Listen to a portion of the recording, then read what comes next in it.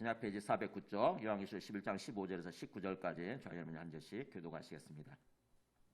일곱째 천사가 나팔을 불매 하늘에 큰 음성들이 나서 이르되 세상 나라가 우리 주와 그의 그리스도의 나라가 되어 그가 세세토록 왕노릇하시리로다 하니 하나님 앞에서 자기 보좌에 앉아있던 24장로가 엎드려 얼굴을 땅에 대고 하나님께 경배하여 이르되 감사하옵나니 옛적에도 계셨고 지금도 계신 주 하나님 곧 전능하시니여 친히 큰 권능을 잡으시고 왕노릇하시도다.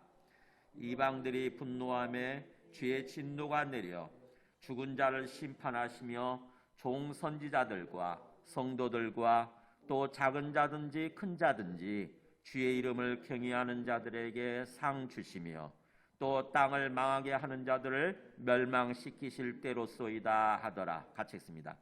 이에 하늘에 있는 하나님의 성전이 열리니 성전 안에 하나님의 언약궤가 보이며 또 번개와 음성들과 우레와 지진과 큰 우박이 있더라. 아멘. 앉으시겠습니다.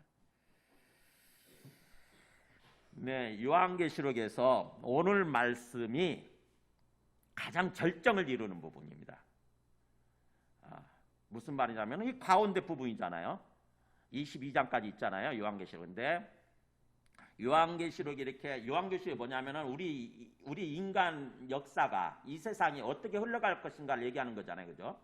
이 세상이 어떻게 흘러가다가 어떻게 끝마칠 것인가 이걸 얘기하는 게 우리 역사고 그것을 말씀하는 게 이 요한계시록인데 그 요한계시록에 있어서 또 우리 인류의 역사에 있어서 가장 절정 부분 그러니까 어떻게 산으로 얘기하면 에베레스트 산이죠. 에베레스트 산. 그 절정 부분에 해당되는 게 이 부분이에요. 오늘 말씀이에요. 그래서 이 오늘 말씀 요한계시록 이 11장 15절부터 19절까지 이게 어디로 연결이 되냐면 12장에서 14장은 가운데 이렇게 중간에 삽입되어 있는 장이고요. 15장으로 연결이 돼요. 15장. 그래서 15장, 16장으로 연결이 됩니다. 그러니까 오늘 어떻게 보면은 오늘 부분에서는 어떻게 보면은 전체 선포만 하고 마는 거죠. 사실은 구체적인 내용은 아직 얘기가 되지 않고 근데 그 구체적인 내용은 어디 나오냐면 15장, 16장에서 나오는 거예요. 그래서 오늘 말씀이 어떻게 보면은 15장, 16장의 서막 어떻게 보면은 어떤 선포, 서론이라고도 할 수 있는 그런 부분인 거죠. 그리고 그래서 오늘 말씀이 전체에 보면은 우리 요한계시록에 있어서 또 우리 인류 역사에 있어서 가장 절정이 되는 마치 에베레스트산과도 같은 그런 어떤 그런 부분이다라고 하는 것입니다. 그래서 오늘 말씀을 잘 알아들여야 되는 거죠. 우리가 잘 깨닫고 알아들여야 되는 거죠. 자, 요한계시록 구조를 다시 한번 보여드리겠습니다.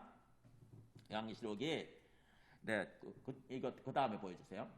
네, 전체적으로 보면은 1장 9절에서 20절까지가 본 것, 그리스도로부터 계시받는 장면, 계시를 주시는 그리스도, 그걸 본 것을 기록하고 있고요. 그 다음에 2장에서 3장까지는 지금 있는 일, 그러니까는 지금 그의 상태죠. 우리 예수 믿는 사람들의 어떤 영적 상태, 그거를 보여주는 게 이 2장, 3장이고요. 그 다음에 이제 본격적으로 장차 될 일을 기록하고 있는 게 4장부터죠.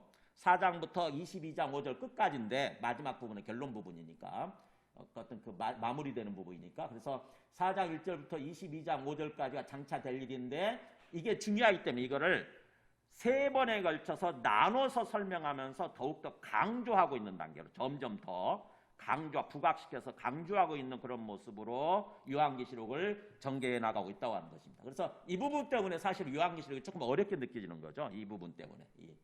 장차 될 일을 기록하고 있는데 그냥 자연스럽게 이렇게 딱 기록하고 마는 것이 아니라 뭔가 막 조금 복잡해요. 조금 이렇게 막 반복도 하고 이렇게 또 진행이 됐다가 중간 끝을 놔두고 또 중간 또 부각시켜서 반복을 하고 막 이러니까 그래서 4장부터 16장까지가 전체를 보여주는 거죠. 악한 세상을 심판하고 우리 예수 믿는 사람들, 의롭게 된 사람들, 의인들이죠. 하나님의 백성이 된 의인들은 완전한 구원으로 인도하신다라고 하는 그 전체 그림을 보여주는 거예요. 전체 그림을. 그 전체 그림을 보여줄 때 이런 식으로 전개가 되는 거죠. 7인 심판, 그 다음에 7 나팔 심판, 7 대접 심판으로 이렇게 점점 더 뭔가 이렇게 직접적이 되고 어떤 강조를 하고 구체적이 되는 그런 모습으로 보여주고 있다고 하는 거죠. 그 다음에 다 끝났는데 이제 이 내용 중에서 가장 어떻게 보면 핵심적인 내용을 또 부각시켜서 자세히 다시 한번 말씀하고 있는 게 이제 이거죠. 17장부터 17장 1절부터 21장 8절까지가 바로 이미 멸망해버린 바벨론 세상이에요. 세상의 제국을 모습. 그 다음에 그들이 왜 멸망하는지. 그 다음에 또 이제 세상이 멸망하면 새로운 세상이 전개될 거 아닙니까? 바로 새 예루살렘상. 우리 예수 믿는 사람들로 채워지는 세상에 오직 예수 믿고 하나님을 믿는 사람들만으로 세상이 이제 가득하게 되는 거예요. 그런 새로운 세상이 전개되는 거 바로 새 예루살렘 성이 도래하는 것을 보여주죠. 그 다음에 또 그 내용 중에서 더욱더 마지막 결정적인 부분 새 예루살렘 성의 모습이 어떤가 이게 이제 마지막 세 번째 단계로 보여주죠. 21장 9절부터 22장 5절까지가 새 예루살렘 성 이게 예수 믿는 사람들이 사는 세상이에요. 새 예루살렘 성이. 즉 다시 말하면 천국이에요. 천국. 이거 새 예루살렘 성 천국 이것의 모습을 보여준다고 하는 거죠. 그러면은 자 오늘 말씀의 본문 어디 있는가 보세요. 위치가 어디예요? 여기에요. 여기. 그러니까 7인 심판 끝났고 앞에서 6 번째 나팔까지 끝났잖아요. 근데 7 나팔이 오늘 이거죠. 7 나팔. 그죠? 7번째 나팔 심판을 보여주는 거예요. 그러니까 7번째가 이게 마지막 나팔이거든요. 7번째 나팔이 이렇게 불려지게 되면 어떤 세상이, 뭐가 이루어지는가 하는 거죠. 그것이 7 대접으로 이어진다고 하는 것을. 그래서 7번째 나팔은 7 대접이에요. 즉 다시 말하면 세상을 완전히 심판해서 멸망시키고 이 악한 세상을 완전히 새로운 세상이 전개되는 거죠. 앞에서 이 말씀의 맥락을 좀 볼 필요가 있어요. 앞에서 9장까지 해서 6번째 나팔까지 이렇게 불면서 심판하죠. 그죠? 하나님이 심판하세요. 그래가지고 그야말로 3분의 1의 어떤 자연 환경이 파괴되죠. 우리 삶의 환경이 파괴되는 거예요. 우리 삶의 환경이 굉장히 살기 어려운 세상이 되는 거죠. 지금처럼 어떻게 보면은 알게 모르게 점점 뭔가 좀 살기 어려운 세상이 되고 있잖아요. 뭔가 이상해지죠, 그죠? 우리 기후도 이상해지고 있잖아요. 벌써 어떤 그 중국이나 일본 같은 경우는 엄청난 장마가 또 비가 와가지고 막 이렇게 잠기고 있잖아요. 우리나라도 벌써 지금은 여름 날씨예요. 어제는 또 조금 춥더라고요 또. 근데 오늘은 또 이렇게 덥기 시작하죠. 기후가 바뀌었어요. 점점 더 기온이 올라가고 있습니다. 그래서 10년 전, 20년 전에 비해서 지금 1.5도가 올라갔다잖아요. 우리나라 기온이. 근데 여기서 1도만 더 올라가게 되면 굉장히 힘들어집니다. 굉장히 힘들어져요. 그러니까 1도 차이가 엄청나게 힘들어져요. 근데 어쨌든 지금 뭔가 환경이 좀 바뀌고 있어요. 근데 그게 그 8장, 9장에서 얘기하는 것처럼 자연 환경이 그렇게 3분의 1이 어떤 우리 삶의 환경, 자연 환경이 3분의 1이 굉장히 어려워지게 되고 그 다음에 또 사람들도 3분의 1이 이렇게 죽고 하나님께서 심판하시는 거죠. 그래서 뭔가 회개를 촉구하는 거예요. 나머지 사람들한테 빨리 회개하고 주님께 돌아와라. 그래서 구원받으라라고 하는 어떤 회개 촉구의 메시지인데 우리는 깨닫지 못하죠. 우리 고집 때문에, 우리의 욕심 때문에 그 깨닫지 못해요. 자꾸 합리화시키죠. 뭐 기온 현상이니 이렇게 기온 현상일 거다. 뭔가 지구가 좀 따뜻해져서 우리가 화석 연료를 많이 떼서 지구가 좀 따뜻해져서 빙하가 녹고 그런 것일 뿐이야 이렇게 생각을 하죠. 하나님의 어떤 메시지로 이렇게 받아들이지 않는 거예요. 그래서 회개하지 않지요. 그래서 회개하지 않으니까 어떻게 보면은 마지막 이제 7번째 나팔이 울려 퍼지고 하나님께서 그렇게 해야 될 판인데 하나님은 우리를 긍휼히 여기셔서 회개하지 않는 사람들을 긍휼히 여기셔서 그들을 구원하시기 위해서 어떻게든지 한 사람이라도 더 구원하시기 위해서 마지막 7번째 나팔을 잠시 미뤄두고 10장 그 1절부터 11장 앞에 우리 지난 시간에 했던 11장 14절까지가 전개되는 거죠. 즉 다시 말하면 교회로 하여금 하나님의 증인들로 하여금 두 증인들로 하여금 복음을 전하게 하시는 거예요. 마지막 어떻게든지 복음을 다시 예언해라. 다시 가서 복음을 전해라 이거예요. 그래서 교회가 그렇게 복음을 전함으로써 그것을 받아들이는 사람들, 회개하고 주님께 돌아오는 사람들이 더 생기는 거죠. 그 내용이 앞의 내용이에요. 그래서 이제 그 기간이 끝나고 교회가 복음을 전해서 또 구원받는 사람들이 더 늘어나는 그런 과정이 끝나고 드디어 이제 하나님의 때가 된 것입니다. 오늘 7번째 나팔을 드디어 부는 거예요. 7번째 나팔이 드디어 불려지는 거예요. 이게 마지막 나팔이에요. 마지막 나팔. 그러면은 얼마나 지금 그야말로 성경에 여기저기 다 예언되어 있거든요. 마지막 7번째 나팔이 울려 퍼지는 날 어떤 세상이 될 거라고 여기만 나와 있는 게 아니고 성경 여기저기 다 예언되어 있어요. 제가 그걸 이따가 보여드리도록 할게요. 그래서 7번째 천사가 나팔을 불면 이제 어떤 일이 벌어지느냐 한번 보세요. 7째 천사가 드디어 이제 마지막 나팔이죠. 마지막 7번째 천사가 나팔을 불면 하늘에 큰 음성들이 울려 퍼집니다. 누가 큰 음성을 내는 걸까요? 하늘에 있는 수억의 천군 천사들, 하나님을 이렇게 떠받들고 있는 수억의 천군 천사들이 한 목소리로 소리를 내는 거죠. 큰 음성들이 나서 뭐라고 그러냐면은 세상 나라가 우리 주와 그의 그리스도의 나라가 되었다. 이거 우리 오늘 되어 이렇게 번역이 되어 있는데 원래 어떻게 번역을 했냐면은 세상 나라가 우리 주와 그의 그리스도의 것이 되었다라고 이렇게 과거 시제로 되어 있어요. 우리 주와 그의 그리스도의 것, 소유물이죠. 세상 나라가 우리 주와 우리 주님 누구겠어요? 하나님 아버지요. 하나님 아버지와 그의 그리스도 누구겠어요? 예수 그리스도. 예수 그리스도. 하나님 아버지와 예수 그리스도의 것이 드디어 되었다 이거예요. 그러면서 그가 세세토록 왕노릇 하시로다. 그는 누구죠? 네, 하나님 아버지와 예수 그리스도를 합쳐진 모습이에요. 이게 하나님 아버지와 예수 그리스도 합쳐진 모습, 즉 하나님을 가리키는 거죠. 어떻게 보면 전체적으로. 그래서 삼위일체예요. 삼위일체. 성부, 성자, 성령이 본질적으로 여호와 하나님으로서 한 분이시다 이런 뜻이에요. 그래서 앞에서 분명히 복수인데 우리 주와 그의 그리스도는 두 존재잖아요. 두 존재인데 뒤에서 다시 갑자기 단수로 봤죠. 그들이 그렇게 하는 것이 아니라 그가 이렇게 하고 있잖아요. 그가 세세토록이란 말은 영원토록 앞으로 이제부터 영원히 그가 왕노릇 하신다는 말은 통치하실 것이다 이런 뜻이에요. 통치하시리라. 왕노릇이 통치예요.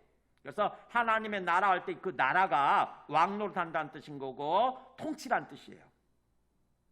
그러니까 마지막 7번째 나팔이 울려 퍼지는 순간 뭐가 바뀌냐? 세상 나라가 지금 세상 나라, 지금 이 세상이 하나님의 나라로 그의 그리스도의 나라로 완전히 순간적으로 확 바뀌는 거예요. 순간적으로.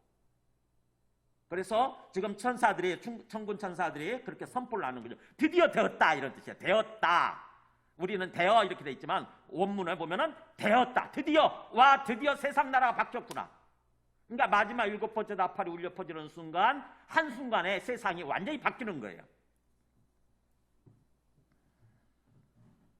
지금 이 세상은 어떤 세상이냐? 에베소서 2장 2절 한번 보여줘보세요. 지금 이 세상은 지금 이 세상이죠. 지금 우리가 살아가고 있는 이 세상은 누가 통치하고 있는 세상이냐면은 이게 나오죠. 그때 너희는 그러니까 예수님을 믿지 않던 때예요. 우리 예수님을 믿지 않던 때에 너희는 그 가운데 생활해. 그 가운데서란 말은 죄와 허물 가운데서 그런 뜻입니다. 죄와 허물. 허물은 죄는 고의적으로 죄를 짓는 거고 하나님이 있다고 하는 것을 알면서도 고의적으로 의도적으로 죄를 짓는 게 죄고 허물은 뭐냐면은 실수예요. 실수. 내가 순간적으로 내 연약함 때문에 넘어진 거죠. 넘어진 거. 영어로 mistake라고 하잖아요. mistake. 그래서 그 앞에서 죄와 허물 가운데서 너희가 그때 죽었었다란 말이 1절에 나오죠. 그 다음에 이제 2절에 전개되는 거니까 죄와 허물로 말미암아 죽었을 때 영적으로 죽어 있을 때 너희는 그 가운데서 죄와 허물 가운데서 즉 죽음 가운데서 행하여 이게 바꾸세요. 행하여 이 세상 풍조를 따르고 이 세상이 흘러가는 대로 풍조라는 게 그런 거 아닙니까? 유행. 영어로 패션. 이 세상이 흘러가는 대로 따라가는 거예요. 사람들이 흘러가는 대로. 영적으로 죽어 있다 보니까 주님을 모르죠. 주님의 뜻을 몰라요.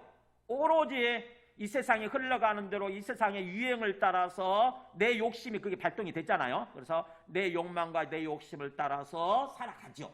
그러면서 영적으로 보면 누구를 따라가고 있냐. 여기 나오잖아요. 이게 누구예요? 공중의 권세 잡은 자를 따라갔다. 공중 여기 스카이를 얘기하는 거죠. 지금 이게 하늘에서 보이지 않는 이 공간 있잖아요. 여기에 권세를 꽉 잡고 통치하고 있는 존재가 있는 거예요. 지금 우리 눈에 안 보이지. 영적인 존재니까. 그게 누구예요? 여기 나오잖아요. 지금도 곧 공중의 권세 잡은 자는 누구냐. 이 성경에서 곧이란 말이 나오면은 자세하게 설명해 주는 거예요. 항상 성경에서 곧 누구냐. 즉 지금도 불순종의 아들들 누구겠어요? 이게 예수 믿지 않는 사람들, 하나님 믿지 않는 사람들, 그들 마음 가운데서 역사하고 있는 영. 그러니까 예수 믿지 않고 하나님 믿지 않고 있는 사람들은 뭐에 입각해서 살아가고 있냐면은 마귀가 역사하는 대로 마귀의 생각을 가지고 살아가는 거예요. 마귀의 생각, 사탄이 주는 생각을 가지고 살아가는 거예요. 자기들은 그냥 내가 이걸 좋아하니까, 내가 이것을 하고 싶으니까 이런 생각하면서 살겠죠. 근데 그 마음을 불러일으키고 있는 존재가 누구냐면 마귀예요. 사탄이에요.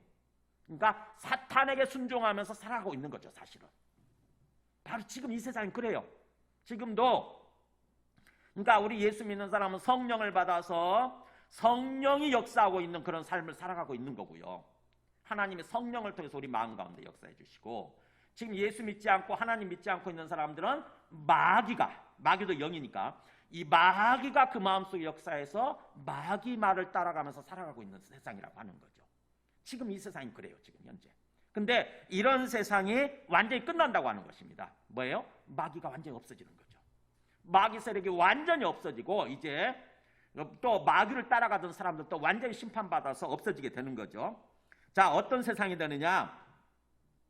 나중에 이제 21장 가서 보면은요. 우리 요한계시록 21장 3절에 보면 이렇게 나오죠. 21장 3절에 가서 보면은 새로운 세상이 시작됐을 때 이렇게 돼요. 보라, 하나님의 장막이 사람들과 함께 있으며, 장막이라는 게 집이잖아요. 옛날로 얘기하면 텐트죠. 텐트, 천막. 하나님의 집, 하나님의 장막이 이제 사람들과 함께 있게 된단 말은 우리가 하나님의 집 속에서, 하나님의 집에서 하나님과 함께 이제 살게 되는 거죠. 한 가정에서 하나님이 우리의 어버이가 되셔서 우리들과 함께 사는 모습. 그래서 하나님의 장막에 사람들과 함께 있으면, 그 다음 보세요. 하나님이 그들과 함께 계시리니. 하나님이 항상 우리와 함께 계시는 거예요. 항상 함께 해주시는 삶. 그 다음에 그들은 하나님의 백성이 되고. 뭐예요? 예수 믿는 사람들은 하나님의 백성이 됐다. 그 말은 하나님은 상대적으로 누가 되는 거예요? 백성의 상대말은 뭐죠? 왕이잖아요. 왕. 그죠? 하나님이 통치자, 하나님이 왕이 되셔서 우리는 하나님의 통치를 받는 하나님의 백성이 되고, 그래서 하나님이 항상 우리를 통치하시면서 하나님이 우리를 항상 지켜주시고 돌봐주시고 채워주시는 그런 삶, 그런 완전한 삶을 살아가게 되는 거예요. 그래서 하나님은 친히 그들과 함께 계시게 되는 세상, 이 세상을 말하는 거예요. 이게 세상이, 새로운 세상은 이거예요. 사탄은 완전히 없어지고, 사탄을 쫓아가던 존재들도 완전히 없어지고. 자, 그렇게 되면 어떻게 되냐 보세요. 모든 눈물을 그 눈에서 닦아주시니 다시는 사망이 없고, 그 세상은 어떤 세상이냐면 다시는 죽음이 없어요. 우리는 이 땅에 살아가면서 우리가 하나님을 떠난 죄로 말미암아서 이 땅에 어떤 죽음이 찾아오잖아요. 죽음의 세력이 찾아와요. 우리가 그래서 이 땅에서 살면서 병에 걸리는 것도, 또 사건 사고를 만나게 되는 것도 다 뭐예요? 사단으로 말미암아, 우리 죄로 말미암아서 사탄이 우리를 죽이기 위해서 우리한테 주는 어떤 사망의 죽음의 그림자들이에요. 다 이렇게 어떤 우리의 질병, 우리의 어떤 그런 어떤 사건 사고, 이런 것들은 다 사탄이 주는 어떤 죽음의 그림자들. 근데 그게 없어진다고 하는 거죠. 더 이상 그곳에는요, 새로운 세상은 질병이 없어요. 우리 윤성문 집사님도 무릎 관절염을 보고 완전히 깨끗이 치료돼 가지고 가장 건강한 모습으로 이렇게 살아가게 될 거예요.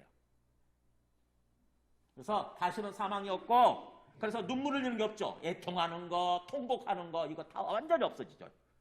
완전히 기쁨으로 충만한 세상이니까. 그리고 그래서 아픈 것이 다시 있지 아니하리 그렇잖아요. 이게 아픈 것이 다시 질병 같은 거 완전히 없어져요. 죽음도 더 이상 죽음도 없어요. 그러면서 보좌에 앉으시니가 이러시되, 그때 선포, 보좌에 앉으시니 하나님이시겠죠. 하나님이 선포를 하는 거예요. 보라, 내가 만물을 새롭게 하노라. 내가 만물은 모든 거잖아요. 이 세상 모든 거를 이제 완전히 새롭게 다시 어떻게 지으시는 것처럼, 다시 창조하신 것처럼 그렇게 만물을 새롭게 한다라고 이렇게 선포하시게 되는 거죠. 새로운 세상이 전개되는 거예요. 그거를 이렇게 선포를 하는 거죠. 세상 나라가, 사탄이 이끌어가던 이 세상 나라가 드디어 이제 끝나고 이제는 우리 주와 우리 하나님과 그의 그리스도의 나라가 되었다라고 이렇게 선포를 하는 거예요. 그래서 이제 하나님께서 새 세토로 드디어 왕노로 다시로다. 이게 선포예요. 그러니까 과거 시제가 되는 거죠. 어떻게 보면은 이미 마지막 나팔이 울려 퍼지는 순간 그게 순간적으로 이루어지는 거니까. 그러면서 이제 그 선포가 이루어졌을 때 하나님 앞에서 16에서 18절 보세요. 하나님 앞에서 자기 보좌에 앉아있던 이 14장로가, 자 24명의 장로는 뭐냐면은 우리가 교회 장로가 있으면 그분들이 우리 성도들을 대표하는 존재잖아요. 우리 성도들 다 대표하는 존재. 그래서 하늘에 있는 24장로는 하나님의 백성을 대표하는 존재들이에요. 즉 다시 말하면 우리 모든 예수 믿는 사람들을 대표하는 존재. 그들이 그들이 어떻게 하는가 보세요. 그 천군 천사의 그 선포를 딱 듣고 드디어 하나님의 나라가 된 거죠. 하나님의 나라가 완전히 임한 거죠. 그래서 그걸 듣고 그 24장로가 예배드리죠. 엎드려서 얼굴을 땅에 대고 하나님께 경배하는 모습. 이게 하나님께 경배하는 모습이에요. 온 마음을 다해서 경배드리잖아요. 얼굴이 땅에 닿을 만큼 그렇게 온 마음을 다해서 하나님께 경배. 예배는 이렇게 드리는 것입니다. 대충 설렁설렁 뭐 하나님이 받으시든 말든 아무 생각 없고 그냥 설렁설렁 어떤 종교 행위를 하는 것이 아니라 정말 하나님이 나를 받아주시옵소서. 정말 하나님께서 나의 심령, 나의 생명, 나의 삶 전체를 받아주시옵소서. 그래서 온 마음을 다해서 주님 앞에 예배드리는 거예요. 그래서 주님께서 받으시면 정말 주님께서 더 큰 은혜와 긍휼을 부어주시게 되는 거죠. 우리 삶이 행복한 삶으로, 복된 삶으로 세워지게 되는 거예요. 지금 이 14장로가 그런 자세로 예배드리는 거죠. 엎드려서 얼굴을 땅에 대고 하나님께 경배하면서 뭐라고 하나 보세요. 내용이 이제 감사하옵나니, 감사드리나이다 이런 뜻이에요. 감사드리나이다. 옛적에도 계셨고 지금도 계신 주 하나님 곧 전능하시니요. 원래 원문대로 보면은 감사드리나이다 주 하나님 곧 전능하시니요 이런 뜻이에요. 감사드리나이다 주 하나님, 즉 나의 주님 하나님, 당신께란 말이 원래 있는데 여기서 생략이 돼 있죠. 주 하나님 당신께, 그리고 전능하신 하나님, 그러니까 모든 것을 이루시는, 전능하시니까 전능이란 말이 모든 능력이 있다 그런 뜻이잖아요. 모든 것을 가능하게 만드는 능력이 있는 존재다. 완전한 존재. 그래서 주 하나님께, 그리고 전능하신 하나님께 감사를 드리나이다. 그분은 옛적에도 계셔왔고, 이 계셨다는 말이 미완료 시대예요. 계속해서 지금까지 계셔왔고, 그 다음에 지금도 계시는 하나님. 지금 계신 하나님. 근데 그러면은 뭐예요? 자, 옛적에도 쭉 계셔왔고 지금 계신다? 그러면은 앞에서 이 비슷한 표현을 했던 게 1장에 뭐라고 나왔었냐면요. 1장 한번 가서 보세요.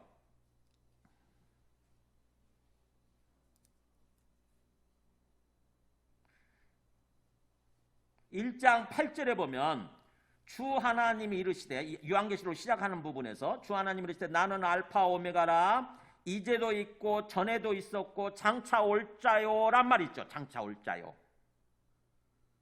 그러니까 과거에도 계셨고 그 다음에 지금도 계시고 앞으로 오실 분이란 뜻이거든요. 장차 올 자라는 말이 있는데, 근데 오늘 본문에서는 그게 뭐가 빠졌냐면은 장차 올 자가 빠졌죠. 왜요? 왜 빠졌을까요? 이미 임하셨으니까, 이제 임하셨으니까, 그잖아요. 오고 계시는 분이 아니에요. 이 마지막 나팔이 울려 퍼지는 순간은 이제 미래는 없어요. 그냥 계속 현재가 이제 전개되는 거예요. 현재. 항상 주님이 함께 하셔서 주님이 지금 임해 계시는 상태니까. 임해 계시는 상태가 전개되는 거죠. 이제부터 본격적으로. 그래서 장차 올 자란 말이 빠져요. 그래서 옛적에도 계셨고 꽃이 계셔왔고 지금 이제 계시는 주 하나님께 감사를 드리나이다. 그러면서 그분은 친히 큰 권능을 잡으시고 왕노릇 하시도다. 드디어 전능하신 하나님께서, 우리 주 하나님께서 큰 권능을, 자신의 권능을 잡으시고, 권능이 뭐죠? 권세 있는 능력이잖아요. 권세 있는 능력. 하나님으로서의 능력이니까, 전능하신 하나님의 능력이니까 엄청난 어떤 능력이겠죠. 큰 권능을 잡으시고, 이게 완료 시절에 돼 있어요. 드디어 잡으셨도다. 큰 권능을 잡으셨다. 그러면서 왕노릇 하시도다. 이게 현재 시대예요. 그러니까 큰 권능을 잡으시고 드디어 왕의 통치가 시작되었도다, 이런 뜻이에요. 드디어 왕으로서, 하나님으로서 통치가 시작되었도다. 그러니까는 그걸 보고 찬양하는 거죠. 감사는 찬양하고 같은 말이에요. 주님께 감사하고 주님께 찬송을 드리나이다. 드디어 시작이 되셨군요. 드디어 큰 권능을 잡으시고 드디어 통치가 시작되었군요. 하나님의 통치가 시작되었군요. 그런 뜻이에요. 그러면서 이방들이 분노하며 주의 진노가 내려, 여기까지 꺼내야 돼요. 구체적으로 어떤 식으로 통치하시는지, 이제 통치하시는 그 내용을 얘기하는 게 18절인데 하나님께서 어떻게 통치하시는지, 어떤 통치가 시작되는지 구체적인 내용을 얘기하는 거예요. 이방들이 분노하며 주의 진노가 내렸도다, 그런 뜻이에요. 주의 진노가 내렸다. 드디어 이방들은 뭐겠어요? 하나님을 믿지 않는 사람들이에요. 우리 시편 2편에 보면은 이런 말이 나와요. 앞으로 이 메시아가 하나님과 메시아가 통치하는 세상이 임할 것을 얘기하면서 이런 말이 나오네. 시편 2편이 이런 말씀이에요. 어찌하여 이방 나라들이 분노하며 민족들이 헛된 일을 꾸미는가? 어찌하여 이방 나라들, 그때 당시 이스라엘 민족 입장에서 보면은 하나님을 모르는 모든 세상 사람들이겠지만, 오늘날 이 요한계시록 입장에서 보면은 예수 믿지 않고 하나님 믿지 않는 어떤 불신자들을 말하는 거예요. 불신자. 이방 나라들이 분노하며 그들이 하나님을 향해서 막 분노하는 거예요. 지가 하나님이니까. 그래서 민족들이 헛된 일을 꾸미는가? 자, 어떤 일을 꾸미는가 보세요. 세상의 군왕들이 나서며, 하나님 믿지 않는 그 왕들이 나서면서 그들의 어떤 그 공무원들이죠. 어떻게 보면은 그들 밑에 부하들, 그들이 관원들이 서로 꾀하면서 뭐라고 그러냐면은 여호와 그의 기름 부음 받은 자를 대적하는 거예요. 하나님과 그의 기름 부음 받은 자, 이게 누구예요? 바로 요약하면 그리스도예요. 여호와 하나님과 그리스도를 대적하면서 뭐라고 그러냐면은 우리가 그들의 맨 것을 끊어버리고, 하나님이 까짓 게 뭔데 우리를 통치하시겠다고 그래. 하나님 같은 건 필요 없어. 그러면서 내가 하나님이고 우리가 하나님이야. 우리 마음대로 살 거야. 그러면서 하나님의 그 맨 것을 끊어버리고 그의 결박을 벗어버리자 하는도다. 우리 하나님 필요 없다. 하나님에게서 벗어나자. 이런 식으로 헛된 일을 꾸미고 일종의 반역을 도모하는 거죠. 반역. 그게 이방 나라고 세상에 하나님 믿지 않는 민족들이에요. 이거를 예언하고 있었죠. 이 시편 2편에서. 근데 오늘 지금 그 얘기 여기 나오는 거예요. 그 이방들, 하나님을 향해서 분노하는 그 이방들을 향해서 하나님의 진노, 심판이죠. 하나님의 진노가 내렸도다. 하나님의 심판이 내렸도다. 그러면서 이제 죽은 자를 심판하시며 종선지자들과 성도들과 또 작은 자든지 큰 자든지 주의 이름을 경외하는 자들에게 상 주시며 또 땅을 망하게 하는 자들을 멸망시키실 때로소이다. 때가 임했도다, 이런 뜻이에요. 드디어 때가, 어떤 때가 임한 거냐? 죽은 자를 심판하시는 때.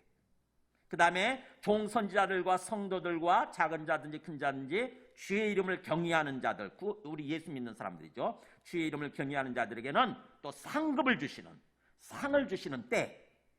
그 다음에 또 땅을 망하게 하는 자들, 이게 악의 세력들이죠. 땅을 망하게 하는 악의 세력들을 멸망시키실 때. 이 때라는 말은 그래서 세 가지를 받는 거예요. 그 때가, 드디어 하나님의 때가 임했도다. 먼저 죽은 자를 심판하실 때가 임했다.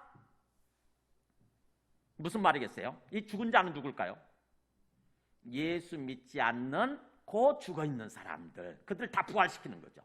예수 믿지 않고 죽은 사람들을 다 부활시켜서 그들을 심판하시는 거예요. 영원한 두 번째 사망. 그 말씀이 어디 나오냐면은 계시록 20장 12절에 나오죠. 우리 요한계시록 뒷부분에 가면 자세하게 나와요. 이 부분이. 보세요. 이렇게 나오죠. 크고 흰 보좌와 그의 앉으신 이를 보니.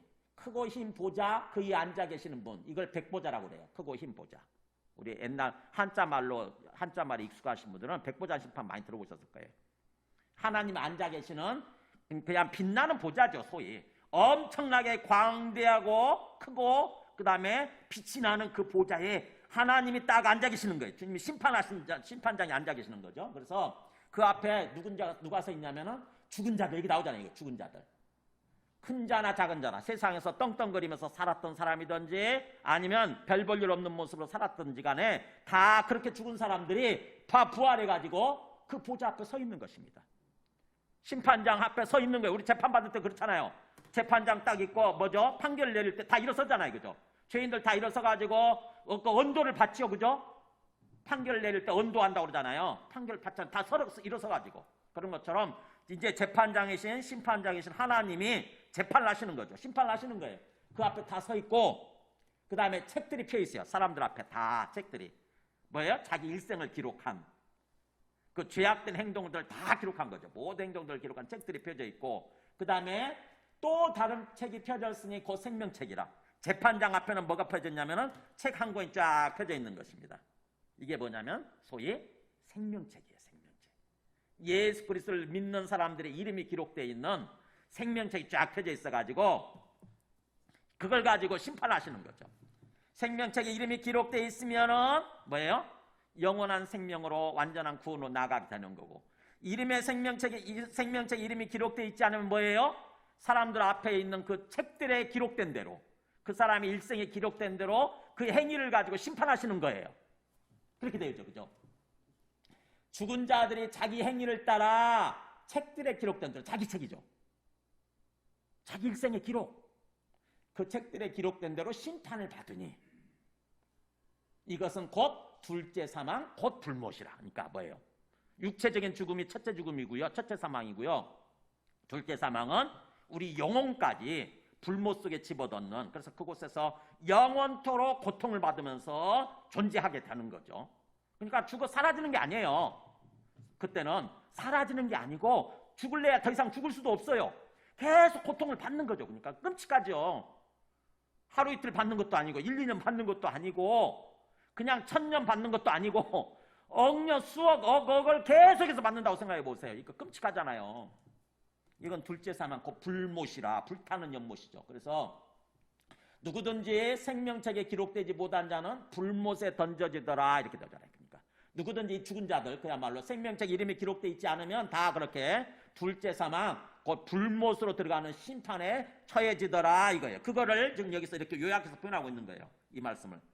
죽은 자를 심판하실 때 드디어 예수 믿지 않고 하나님 믿지 않고 영원한 둘째 사망, 영원한 불못에 던져지는 그 심판의 때가 임했다라고 하는 거죠. 그 다음에 또 반대로 상대적으로 종 선지자들, 성도들, 작은 자든 큰 자든지 주의 이름을 경외하는 자들에게는 상을 주시는 때가 왔다. 자, 주의 이름을 경외하는 자들. 그러니까 하나님의 종, 선지자, 말씀을 전하는 사람들이죠. 말씀을 증거한 사람들, 선지자들, 우리들을 다 가리키는 거예요.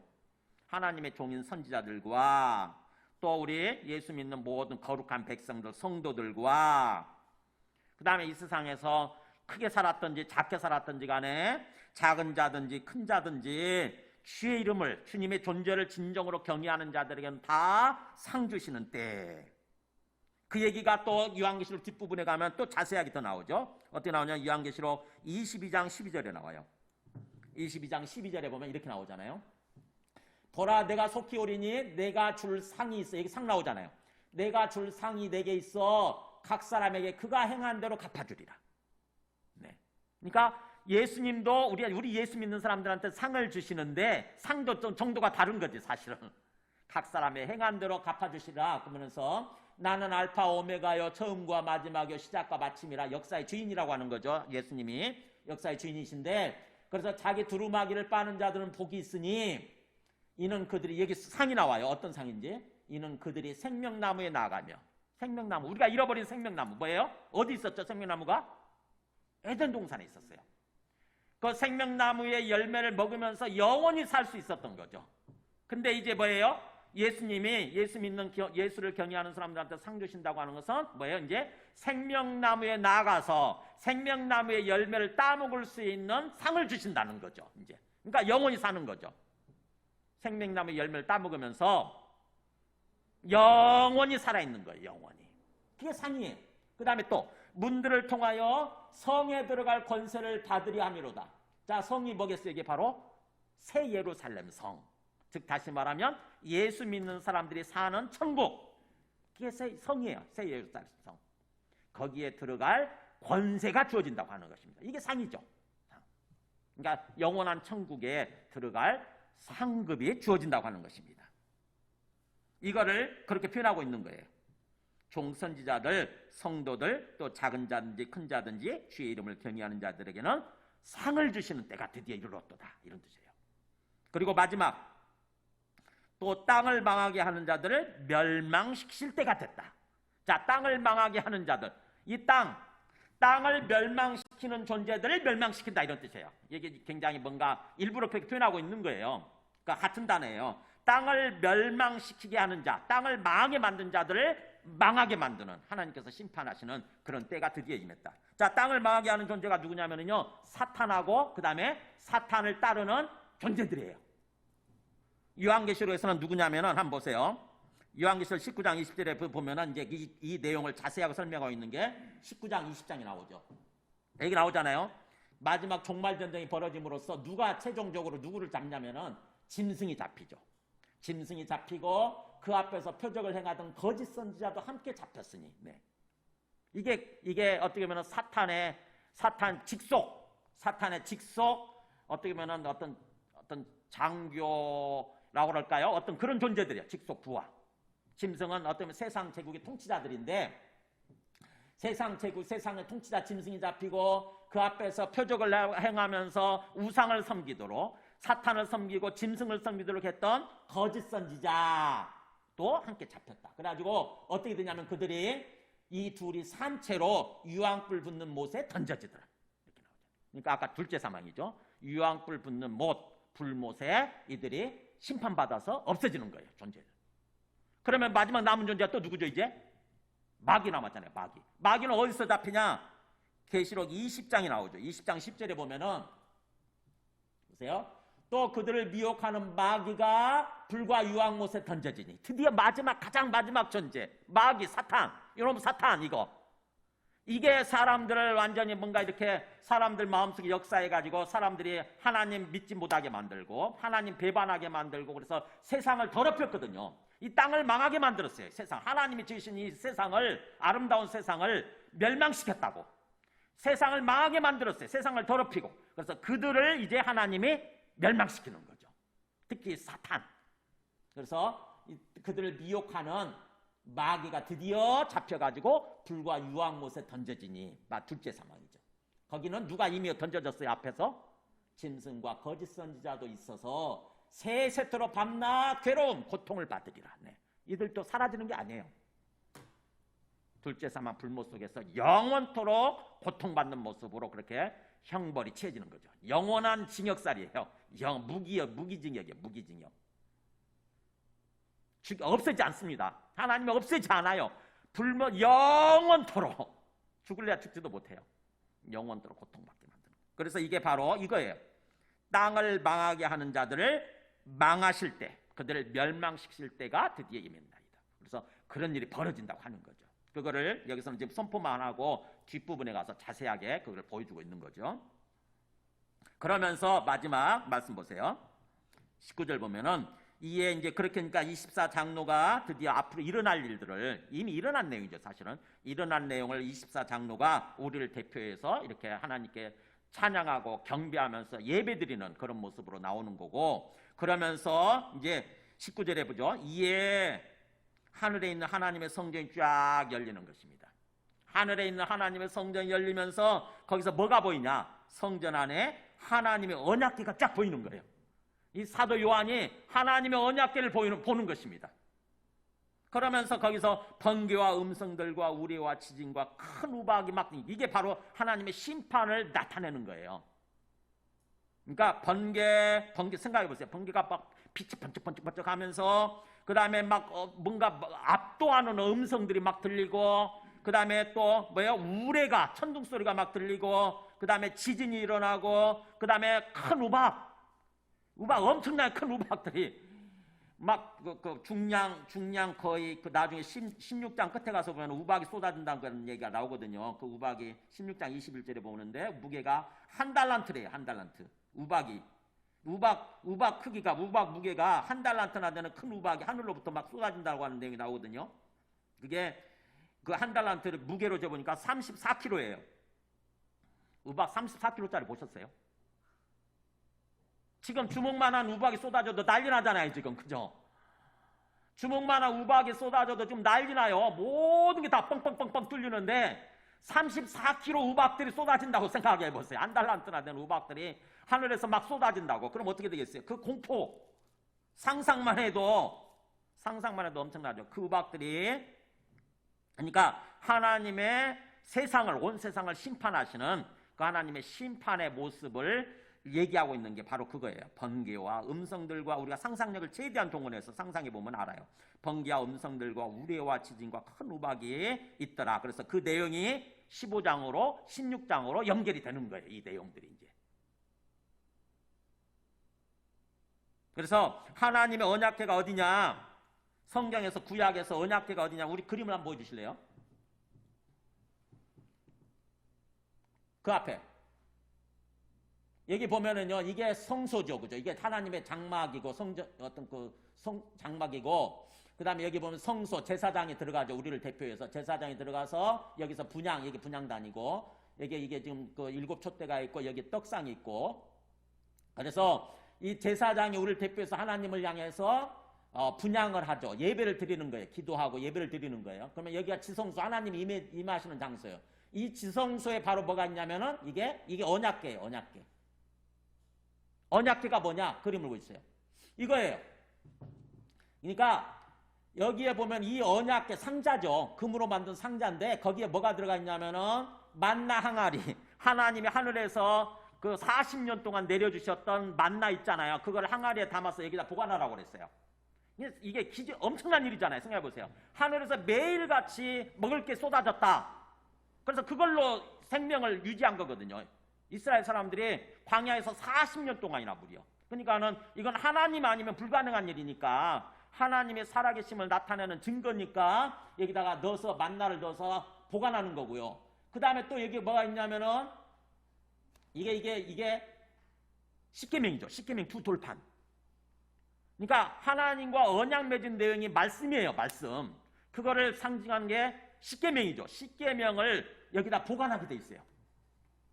그게 언약이에요. 언약궤. 이게 언약판. 그러니까 이 십계명판은 언약판이에요. 언약판. 그 언약판이 거기에 들어가 있어서 언약궤예요. 이게. 그 다음에 여기는 뭐죠? 쌍난 지팡이죠. 아론의 쌍난 지팡이. 아론과 모세에게 이스라엘 백성들이 대들었잖아요. 네가 너만 하나님의 사람이냐? 우리들도 하나님이 택하셨다 그러면서 모세의 권위에 도전하고 아론의 권위에 도전해가지고 그들이 반역을 일으켰어요. 그게 민수기에 나오죠. 민수기 16장인가 나오죠. 그랬을 때 하나님이 보여주시는 거예요. 너희들의 생각이 틀리다. 모세와 아론을 내가 택했다. 그걸 보여주겠다고 그래가지고 아론이 갖고 있던 지팡이에 싹이 나게 해주신 거예요. 지팡이 생각해보세요. 지팡이 완전히 잘라가지고 죽은 거잖아요. 죽은 나무인데 아론의 지팡이에서 싹이 나고 꽃이 피고 열매가 맺힌 거예요. 그거를 상징적으로 이렇게, 그래서 하나님의 살아계심과 하나님의 존재를 증명해 주는 거기 때문에 그렇게 세 가지를 이 언약궤 속에다 집어넣게 만든 거죠. 그래서 그거를 보관하고, 그 다음에 그 뚜껑이 뭐냐면 이게 속죄소예요. 이 뚜껑. 여기서 왜 속죄소냐면은 하나님이 이곳에 임하세요. 이게 두루비고 이게 천사거든요. 천사가 하나님이 이 자리 가운데 임하실 때 경배하는 모습이에요. 두 천사, 두 그룹이 이렇게 경배하실 때 하나님 이곳에 임재하셔서 우리의 죄를 속해 주시는 거거든요. 우리 죄를 용서해 주시는 거죠. 그래서 이 속죄소인데 이게 바로 언약궤예요. 그러니까 이게 하늘에 있는데 이 땅에서 하나님이 그걸 하늘에서 있는 그걸 보여주시면서 모세한테 그걸 따라서 지어라 이렇게 만들어라 이렇게 얘기해 주셨던 거죠. 우리 성경에 보면은 그게 출애굽기 25장이 나오죠. 출애굽기 25장에 보면은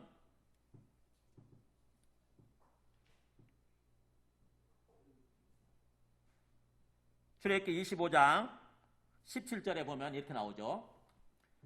순금으로 속죄소를 만들되 그룹들은 아까 그 그룹 나오죠. 그 날개를 높이 펴서 그 날개로 속죄소를 덮으며, 속죄소가 아까 뚜껑이라고 그랬죠. 속죄소를 덮으며, 언약궤 뚜껑, 그 얼굴을 서로 대하여 속죄소를 향하게 하고, 이렇게 그룹이 서로 얼굴을 대하여 속죄소를 딱 바라보게 만들고, 그 다음에 속죄소를 그 궤 위에 얹고, 뚜껑이죠. 언약궤 위에 뚜껑이 얹고, 뚜껑이니까. 그 다음에 내가 너에게 줄 증거판, 여기 나오잖아요. 이거 십계명 증거판을 그 속에 넣으라. 이게 그래서 언약궤예요. 그 다음에 거기서 내가 너와 만나겠다 이렇게 말씀하시는 거죠. 그래서 하나님이 항상 임재하셔서 그렇게 만나주신 거예요. 하나님의 백성들을. 그랬을 때 그 다음에 히브리서 보면은 그들이 그렇게 만들었던 모형은 일종의 모형이죠. 이렇게 나오잖아요. 히브리서에서는 그들이 섬기는 것은 하늘에 있는 것의 모형과 그림자라 이렇게 나오잖아요. 그러니까 하늘에 참된 게 있고 실체가 있는 거예요. 모형과 그림자는 반대말은 이거는 제가 써놓은 거예요. 참과 실체예요. 하늘에 진짜가 있는 거예요. 하늘에 진짜 배기가. 하늘에 하나님이 계신 곳에 진짜 실체가 있는데 그것을 일종의 모형으로, 그래서 구약에 나오는 어떤 그 성전, 장막, 그곳에 있는 어떤 그런 것들은 다 전부 다 모형이에요. 모형, 그림자예요. 그림자. 근데 그래서 그것을 따라서 일종의 장차 실체가 임하게 되는데 그것을 경배하면서 예배드리도록 그렇게 하신 거죠. 주님께서.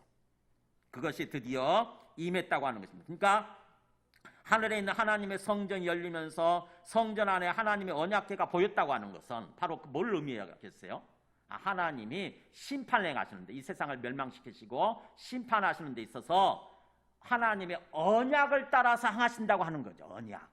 상징적으로 나타나는 거예요. 내가 그냥 아무런 어떤 너희들한테 미리 얘기해 주지도 않고 그냥 내 마음대로 하는 것이 아니라 내가 너희들과 맺은 언약을 따라서 미리 얘기해 준 대로 그렇게 하는 거다라고 하는 거예요. 그래서 하나님이 언약을 따라서, 언약은 약속이에요. 서로 하나님과 우리가 약속한 거예요. 계약 맺은 거예요. 그래서 그 언약을 따라서 하나님이 이 세상을 지금 이끌어가고 계신다고 하는 것입니다. 우리 역사를 이끌어가고 계시는 거예요. 그래서 언약은 뭐냐? 말씀이에요. 말씀. 하나님이 주신 이 말씀이 언약이에요. 그러니까 우리가 이 말씀을, 성경 말씀을 읽을 때 하나님이 우리에게 주신, 우리와 맺은 언약의 말씀으로, 약속의 말씀으로, 계약의 말씀으로 받아들여서 우리가 계약의 당사자로서 우리 몫을 다 해야죠. 그잖아요. 우리 몫을 다 하는 것은 하나님을 인정하고 하나님께 경배하는 거예요. 그러면 하나님이 우리의 주인이 되셔서 우리의 왕, 통치자가 되셔서 우리 삶을 이끌어 가시는 거예요. 그게 언약 관계예요. 그래서 그것을 따라서 하나님이 이렇게 심판하시고 우리를 구원으로 인도해 주신다고 하는 것입니다. 자, 말씀을 정리합니다. 성경에 나오는 마지막 나팔 소리에 관한 그 말씀들이 뭐뭐 나오는지 잠깐 좀 살펴볼까요? 마태복음 24장에 예수님이 이렇게 말씀하세요. 그날 환란 후에, 즉 환란의 날들이 후에, 그러니까 마지막 때 엄청난 환란, 고통의 날들, 고난의 날들이 주어진다고 하는 거죠. 자꾸 살기 힘들어요. 굉장히 살기 힘든 날들, 고난의 시간들이 지난 후에 예수님이 드디어 오시죠. 그때 인자의 징조가 하늘에서 보이겠고 그러잖아요. 예수님이 하늘에서 내려오시는 거예요. 드디어. 그러면서 여기 좀 뛰어넘어서 그들이 인자가 구름을 타고 능력과 큰 영광으로 오는 것을 보리라. 드디어 구름을 타고 예수님이 재림하시는 것입니다. 그럴 때에 그가 큰 나팔 소리와 함께 천사들을 보내리니 그들이 그의 택하신 자들을 하늘 이 끝에서 저 끝까지 사방에서 보리라. 여기 나팔 소리 나오잖아요. 그러니까 예수님이 재림하실 때 마지막 나팔이 울려 퍼지는 거예요. 마지막 나팔이 울려 퍼지는 것은 곧 예수님의 재림의 순간이에요. 재림의 순간. 그 다음에 또 한 군 더 볼까요? 고린도전서 15장 51절 보면은, 자, 사도 바울이 얘기하는 거죠. 고린도전서는 사도 바울이 생각해 보세요. 보라, 내가 너에게 비밀을 말하노니. 같이 읽어볼까요? 우리가 다 잠잘 것이 아니요 마지막 나팔의 순식간에 호련히 다 변화되리니. 사도 바울만이 알고 있는 하늘의 영적 비밀을 얘기해 주는 거예요. 내가 너희들한테 비밀을 얘기해 주겠다. 우리가 다 잠잘 것이 아니란 말은 죽은 상태로 계속 있는 게 아니라 그런 뜻이에요. 우리가 계속 죽어 있는 상태로 있는 것이 아니라 마지막 나팔이 울려 퍼지는 순간 순식간에 갑자기 호련히 강조하잖아요. 순식간에 갑자기 다 변화되게 될 거다. 부활하게 된다는 뜻이에요. 다 부활하게 될 거다. 그래서 나팔 소리가 나면 죽은 자들이 썩지 아니할 것으로 다시 살아나고, 우리 이미 죽어있던 사람들이 다 뭐예요? 다시는 죽지 않는, 다시는 썩지 않는 존재로 다시 부활하게 되고, 그 다음에 뭐예요? 그때까지 살아있는 사람들도 변화되리라. 죽지 않을 몸으로.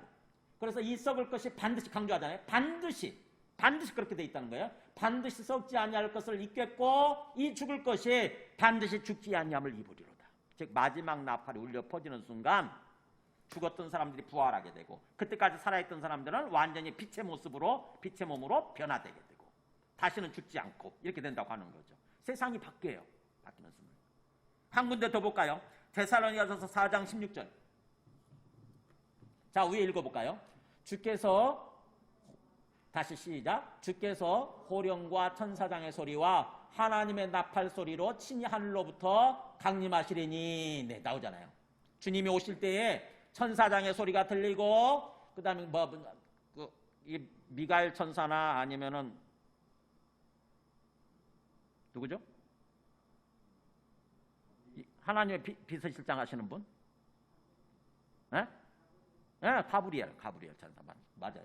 그러니까 가브리엘 천사장의 소리가 들리든지, 아니면 미가엘 야전사령관인 미가엘의 천사장의 소리 들리면 어떤 천사장의 소리가 들리죠. 그러면서 하나님의 나팔 소리가 울려 퍼지면서 드디어 하늘로부터 짜자잔 하고 내려오시는 거죠. 강림하시리니.